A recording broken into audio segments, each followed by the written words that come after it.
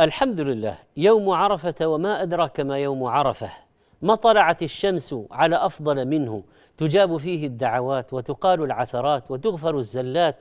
أنزل الله فيه: اليوم أكملت لكم دينكم وأتممت عليكم نعمتي ورضيت لكم الإسلام دينا. وقوفه ركن الحج الأعظم، الحج عرفة.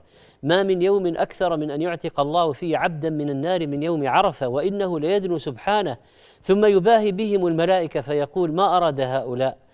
العتق والمغفرة فيه للحجاج وغيرهم، وصيامه لغير الحاج يكفر السنة التي قبله والسنة التي بعده. وينوي من الليل، يكثر من الدعاء بالمغفرة والإكثار من التهليل. خير الدعاء دعاء يوم عرفة، وخير ما قلت أنا والنبيون من قبلي: لا إله إلا الله وحده لا شريك له، له الملك وله الحمد وهو على كل شيء قدير.